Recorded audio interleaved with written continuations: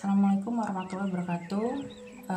Kali ini adalah mata kuliah teknik pembentukan undang-undang. TPU ini kebanyakan berarti semester 5 atau 7 ya. Nah, kayaknya ada yang semester 5, ada yang semester 7. Artinya sudah terbiasa dengan perkuliahan dan harusnya juga sudah mulai beradaptasi dengan kuliah online seperti ini. Kita biasakan ya, jadi akan lebih baik kalau misalnya sebelum memulai belajar kita berdoa dulu. Bismillahirrahmanirrahim, semoga apa yang kita pelajari ilmunya menjadi barokah dan menjadi sesuatu bekal untuk di masa depan kita yang lebih baik. Amin. Saya harap para mahasiswa sudah membaca silabi yang sudah saya upload di psikologi ya. Jadi di silabi itu sebelum UTS nanti ada beberapa materi. Nah, setelah UTS, nah itu nanti ada 2 tugas.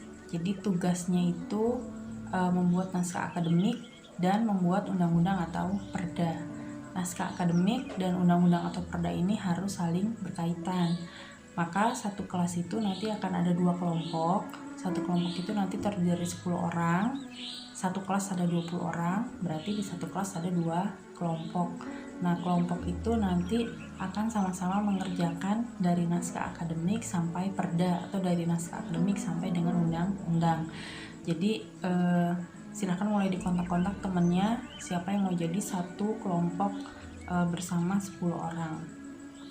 Itu nanti kurang lebih itu ya yang akan kita jalani di satu semester ini. Kemudian nanti materi tidak melulu diisi saya, tapi nanti mungkin ada materi yang diisi Pak Labib dan juga Pak Ali ya. Nah, untuk materi pertemuan pertama ini sesuai dengan silabi yang akan dipelajari adalah tentang norma, kemudian ke norma hukum, kemudian hierarki peraturan perundang-undangan di Indonesia, dan dasar filosofis, yuridis, sosiologis, dan sosiologis dalam pembentukan peraturan perundang-undangan.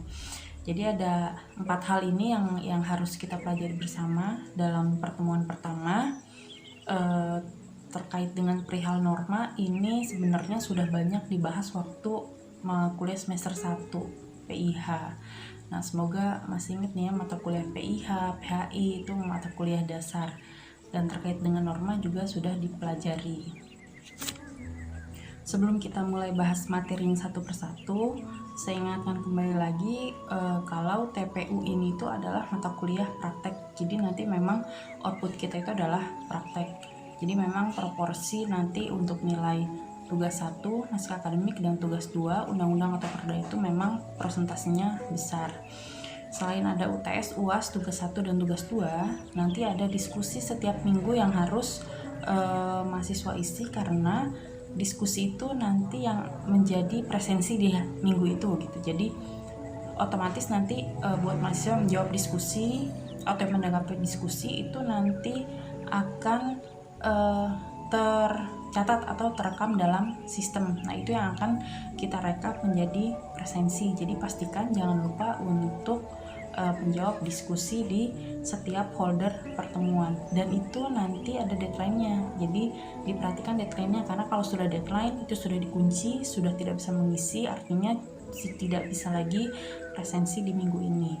Dan presensi ada bobot poinnya 5% ya. Jadi sudah saya ingatkan di awal, dan semoga kita laksanakan dengan baik.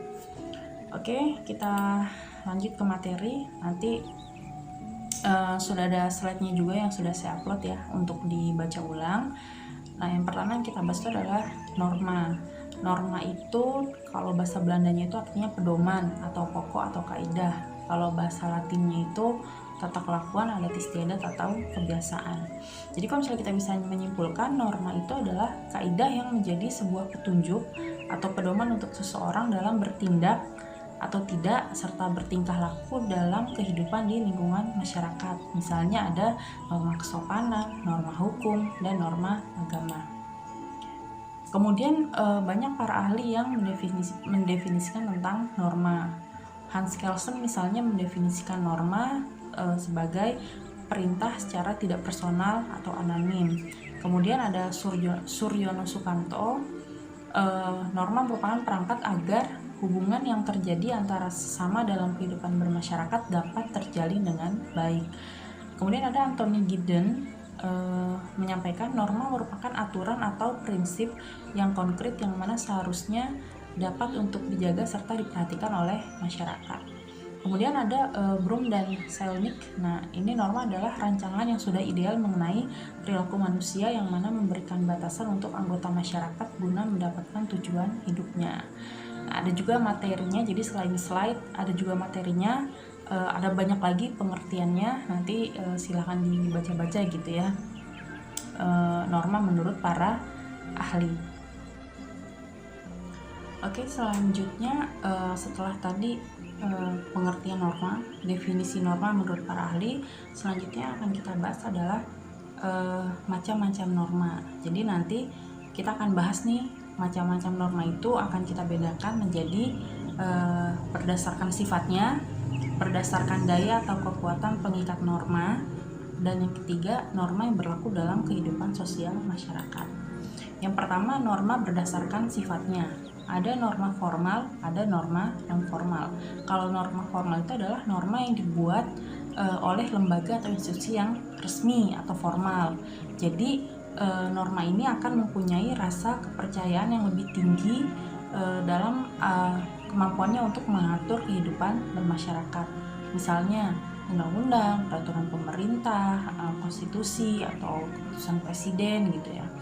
Nah, yang kedua ada norma non formal. Jadi norma non formal ini adalah aturan yang tidak diketahui tentang siapa dan bagaimana menerangkan mengenai norma tersebut. Ciri-cirinya ini tidak tertulis, kalaupun jika tertulis hanya sebuah karya sastra, bukan dalam bentuk aturan yang baku yang disepakati dengan pembuat aturan itu sendiri. Nah, norma non formal ini jumlahnya itu lebih banyak.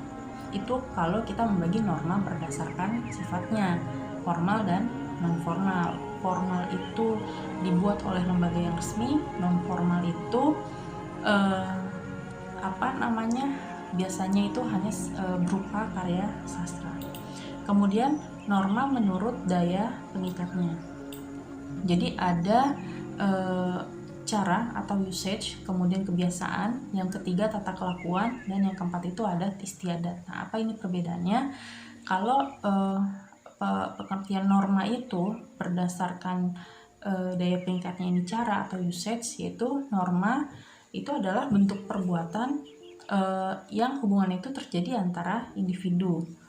Nah, kalau penyimpangan ini terjadi gitu ya, tidak akan mendapatkan sanksi, hanya celaan, ejekan atau cemoohan, misalnya bersendawa gitu ya. Itu kan tidak akan mendapatkan sanksi, tapi hanya paling dicemooh gitu ya. Itu cara. Kemudian kebiasaan. Kalau kebiasaan itu tindakan yang dilakukan secara berulang-ulang dan dalam bentuk yang sama.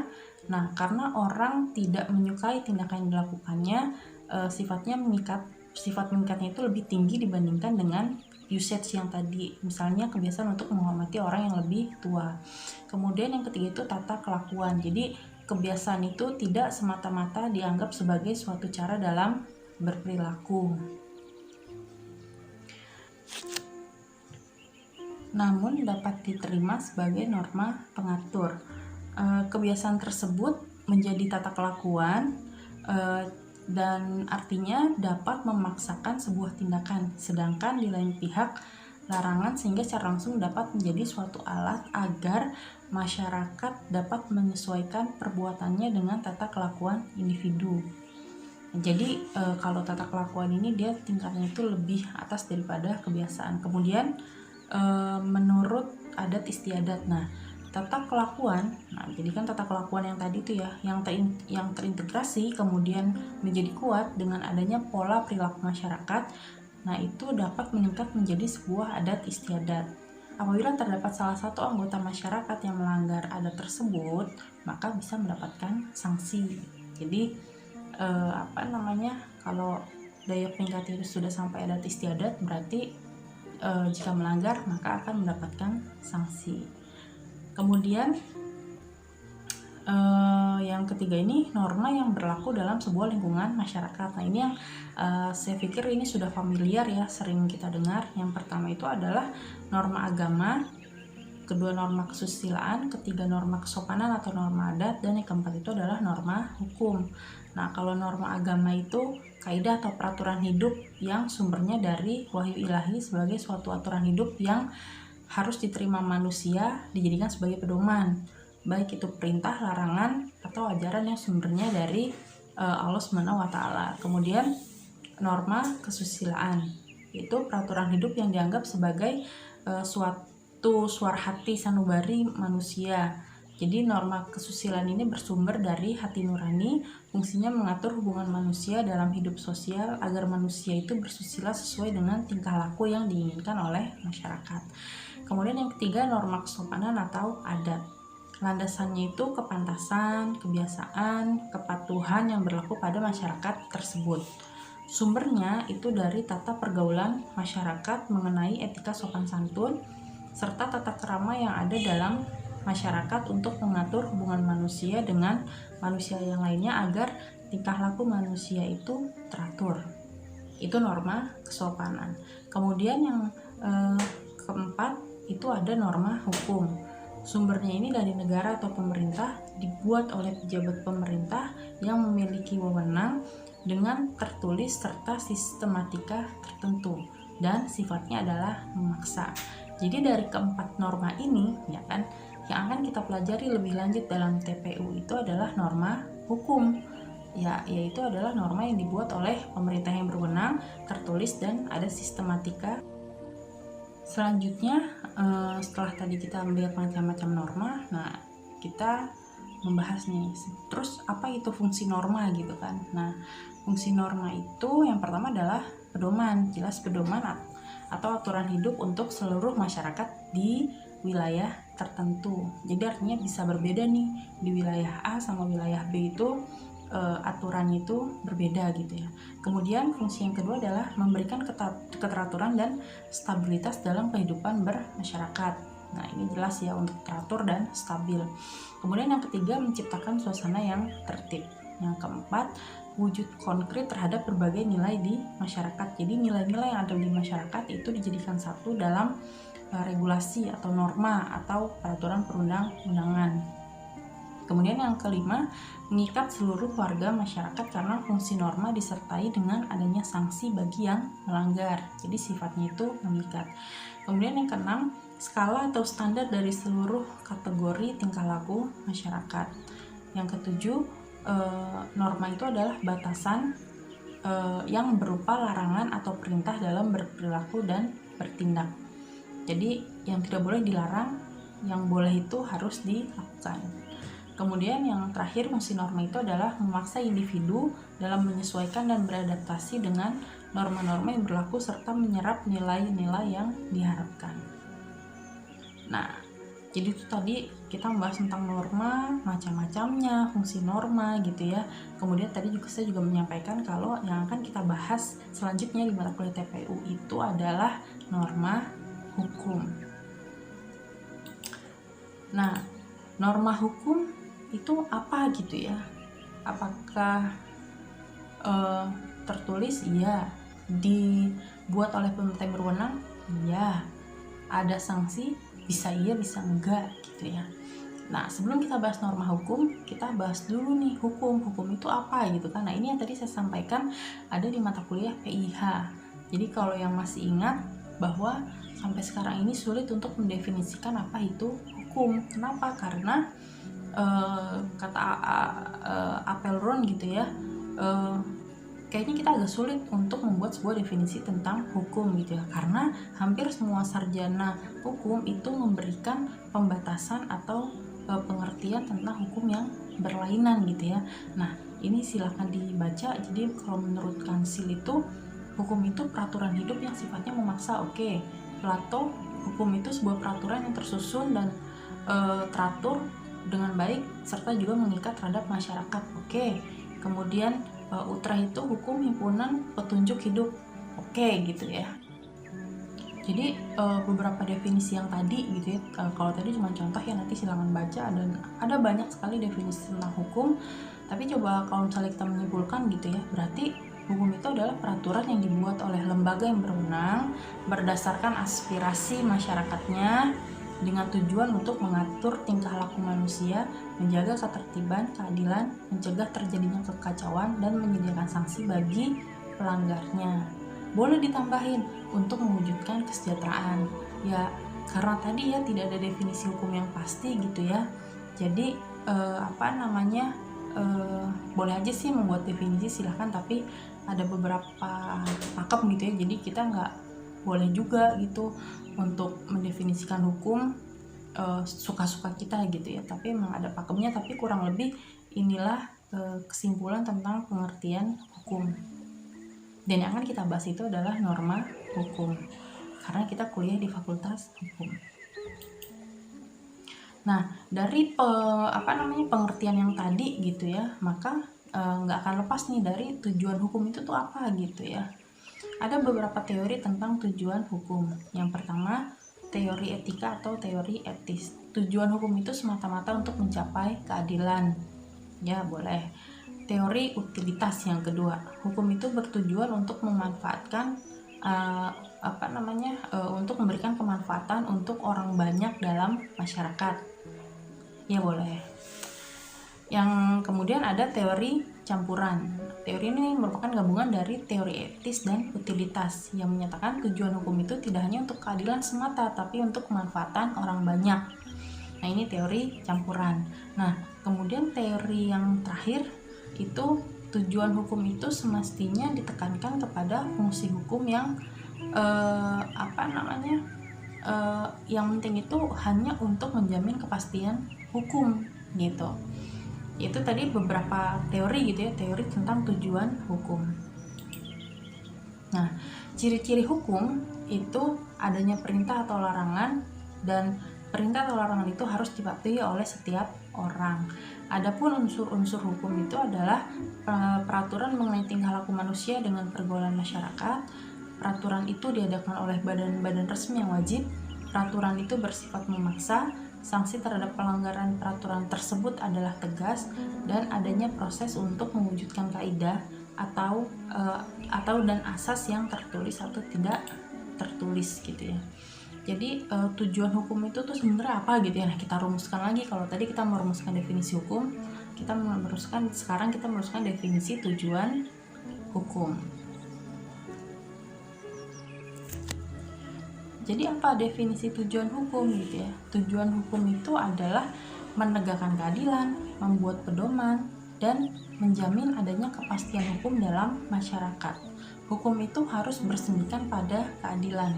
Hukum itu menjaga dan mencegah agar setiap orang tidak menjadi hakim atas dirinya sendiri, tidak mengadili dan menjatuhi hukuman terhadap pelanggaran hukum terhadap dirinya, namun melalui proses pengadilan dengan perantara hakim berdasarkan ketentuan hukum yang berlaku. Nah, hukum yang berlakunya ini itu adalah norma hukum. Fiat justitia rot calem i'dilu huwa aqrabu lil taqwa wa taqullah. Nah, ini sering nih yang jadi harusnya ini familiar kita dengar gitu ya. Di mana bumi dipijak, di situ langit dijunjung gitu ya. Nah, dalam Quran surat Al-Maidah itu berlaku adilah karena adil itu lebih dekat kepada takwa. Nah, jadi tujuan hukum itu ya ini gitu, untuk keadilan. Dan kenapa untuk adil? Itu semata-mata agar kita menjadi hamba yang bertakwa. Nah, kita masuk ke pembahasan selanjutnya gitu ya. Jadi agak cepat memang karena ini sifatnya hanya pemantik dan akan kita lanjutkan ke diskusi. Kemudian pembahasan selanjutnya setelah kita membahas tentang norma, kemudian kita mengerucut ke norma hukum. Nah, sekarang kita lebih mengerucut lagi ke hierarki peraturan perundang-undangan. Jadi pemikiran tentang hierarki peraturan perundang-undangan itu adalah akibat dari pengaruh pemikiran tentang hukum yang dikembangkan oleh Hans Kelsen. atau teorinya mengenai jenjang norma hukum atau Steubenbauer teori. Jadi kenapa kalau kita bahas hierarki gitu ya? Karena yang kita bahas itu adalah norma hukum, dan norma hukum itu banyak negara yang mengadopsi dari pemikiran atau teorinya Hans Kelsen tentang jenjang norma atau Steubenbauer teori. Mungkin ini juga teori yang sudah familiar ya diterima mahasiswa semester 5 dan semester 7, tapi akan kita bahas lagi khusus di mata kuliah TPU ini gitu ya. Jadi menurut Hans Kelsen, norma hukum itu berjenjang dan berlapis dalam suatu hierarki tata susunan, di mana suatu norma yang lebih rendah itu berlaku bersumber dan berdasar pada norma yang lebih tinggi. Nah, norma yang lebih tinggi itu bersumber pada norma yang lebih tinggi lagi, seterusnya sampai tidak ada lagi norma yang lebih tinggi atau grand norm. Jadi grand norm gitu ya. Jadi demikian seterusnya sampai pada suatu norma yang tidak dapat ditelusuri lebih lanjut lagi dan bersifat hipotesis dan fiktif, yaitu norma dasar atau grand norm. Nah, norma dasar ini yang merupakan norma tertinggi dalam sistem norma dan tidak lagi dibentuk oleh suatu norma yang lebih tinggi lagi. Tapi norma dasar ini ditetapkan terlebih dahulu oleh masyarakat sebagai norma dasar yang merupakan gantungan bagi norma-norma yang berada di bawahnya, sehingga suatu norma itu dikatakan presupos. Jadi kalau kalian membayangkan ada mainan anak bayi yang segitiga gitu ya, saya nggak ada contohnya nih ya, segitiga, kemudian segitiga panjang itu diisi donat-donat plastik. Saya pikir kan sudah membayangkan ya, itu mainan yang sering kita temuin, terutama yang masih punya adik bayi-bayi gitu ya. Untuk memasukkan itu pasti kita akan masukkan donat yang lebih besar dulu, kemudian yang agak kecil, lebih kecil, semakin kecil, dan yang paling kecil. Nah, di ujungnya itu, ujung atasnya itu adalah grand norm kalau menurut Kelsen. Jadi grand norm ini, norma dasar ini yang harus digunakan sebagai dasar untuk membentuk peraturan di bawahnya gitu. Kenapa kok bentuknya begitu berjenjang gitu ya? Nah, tujuannya itu adalah agar teratur, agar rapih gitu ya. Apakah mungkin kita akan memasukkan donat yang lebih kecil dulu gitu ya? Nah, itu nanti pasti donat yang lebih besar tidak akan masuk, atau akan terjadi ketidakaturan ya, atau terjadi tabrakan, atau terjadi ketidakharmonisan. Maka dibentuk sebuah hierarki ya. Jadi norma yang di bawahnya itu pasti bersumber dari norma di atasnya agar terjadi harmonisasi peraturan perundang-undangan. Tidak ada yang berbenturan antara satu undang-undang dengan undang-undang yang lainnya. Nah, itu diingat-ingat aja ya, mainan segitiga berjenjang itu, karena itu adalah konsep hierarki gitu ya. Nah, norma hukum ini memiliki unsur paksa baik dari sisi penataan maupun sisi penerapannya. Maka untuk ini diperkenalkanlah unsur sanksi. Jadi makna validitas norma hukum itu bahwa setiap materi muatan norma hukum memiliki daya ikat dan paksa bagi subjek hukum tertentu dalam melakukan setiap perbuatan hukum. Sedangkan norma hukum itu berarti segi penerapan materi hukum oleh organ yang memiliki otoritas untuk menerapkan suatu norma hukum. Saya lanjutkan, suatu norma yang validitasnya hanya dapat diperoleh dari norma yang lebih tinggi. Jadi norma ini dia valid kalau memperoleh validitas dari norma yang lebih tinggi. Nah, Kelsen menyebutnya itu sebagai norma dasar atau grand norm. Grand norm ini merupakan sebuah pengandaian tentang tatanan yang hendak diwujudkan dalam hidup bersama, dalam hal ini negara. Grand norm ini merupakan syarat transendentalogis bagi berlakunya seluruh tata hukum.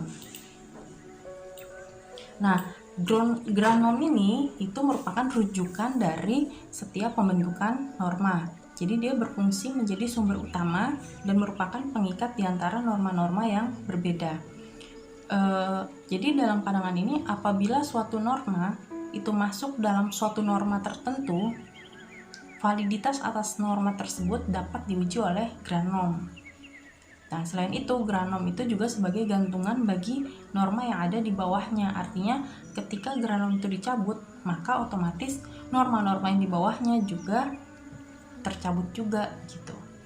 Nah, teori jenjang norma Hans-Kelsen ini juga dikembangkan oleh Hans Nawiaski. Jadi,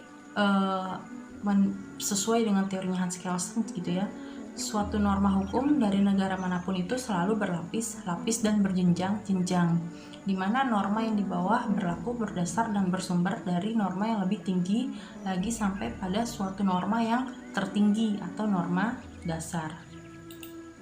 Nah, jadi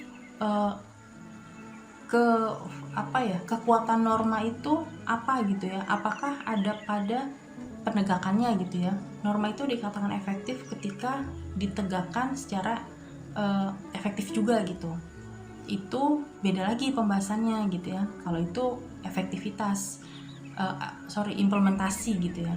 Efektivitas dan implementasi. Nah, yang kita bahas di sini adalah validitas norma dengan melihat norma di atasnya. Jadi yang kita bahas ini adalah peraturan perundang-undangan.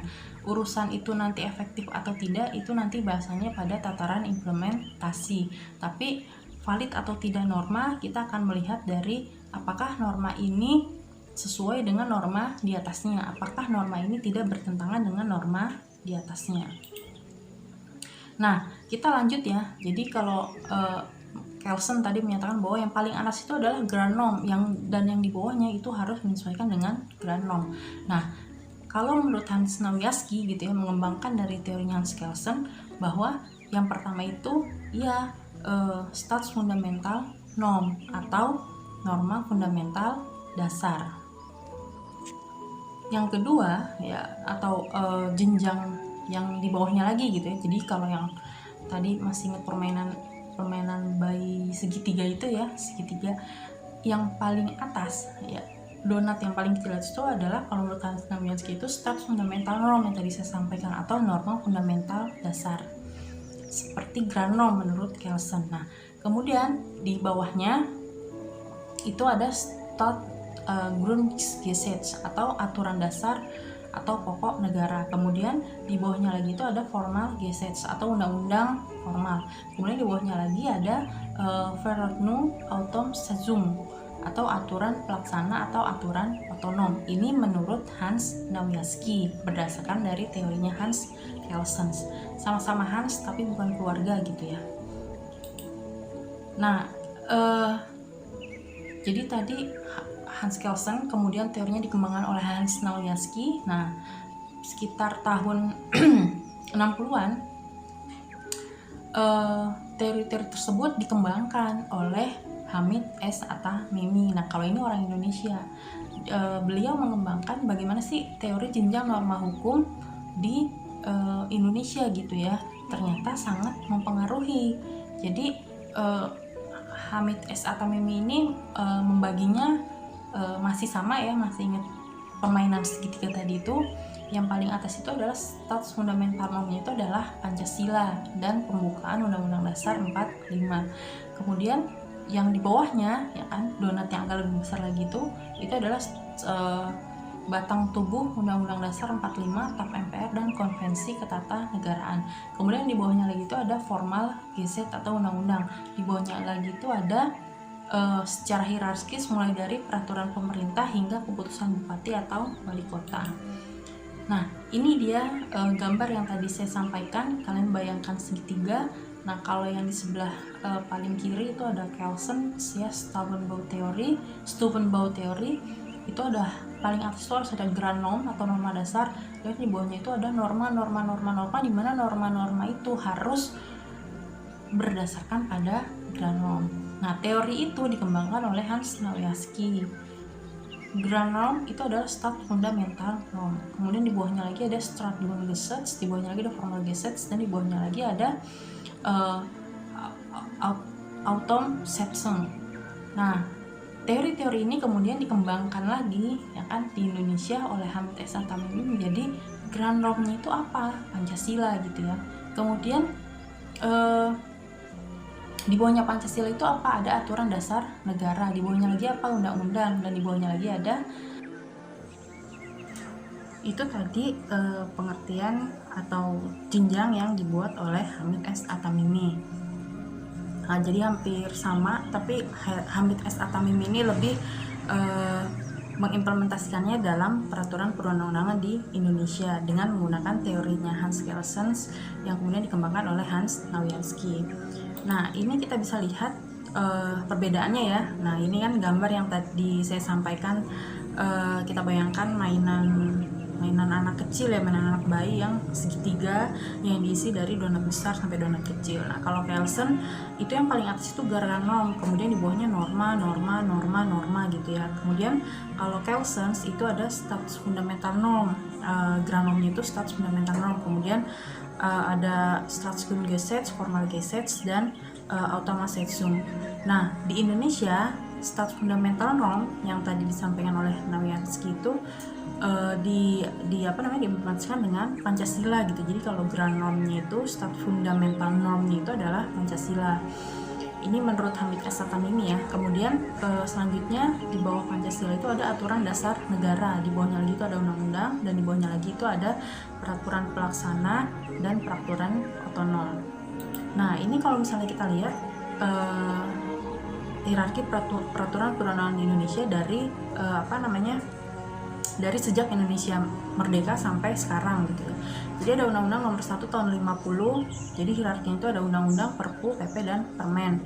Kemudian ada TAP MPRS tahun 66, Undang-Undang Dasar, TAP MPR, Undang-Undang atau Perpu, PP, Kepres, dan peraturan pelaksana lainnya. Kemudian ada TAP MPR tahun 2000 itu ada Undang-Undang Dasar 45, TAP MPR, Undang-Undang, Perpu, PP, Kepres, dan Perda. Kemudian Undang-Undang Nomor 10 Tahun 2004 itu ada Undang-Undang Dasar, Undang-Undang, PP, Perpres, Perda. Kemudian ada Undang-Undang Nomor 12 Tahun 2011, Undang-Undang Dasar, TAP MPR, Undang-Undang atau Perpu, PP, Perpres, Perda Provinsi, dan Perda Kabupaten Kota. Nah, ini ada undang-undang yang terbaru, Undang-Undang Nomor 15 Tahun 2019, tapi undang-undang ini hanya undang-undang perubahan.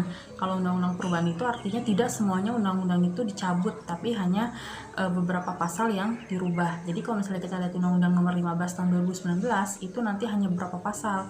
Jadi pasal yang lainnya mana? Lihat di Undang-Undang Nomor 12 Tahun 2011. Jadi harus melihat dari dua undang-undang gitu ya, Undang-Undang Nomor 12 dan Undang-Undang Nomor 15. Nah, hierarki di pasal 7 Undang-Undang Nomor 12 itu tidak berubah di Undang-Undang Nomor 15. Jadi tetap hierarkinya masih sama seperti di Undang-Undang Nomor 12 Tahun 2011.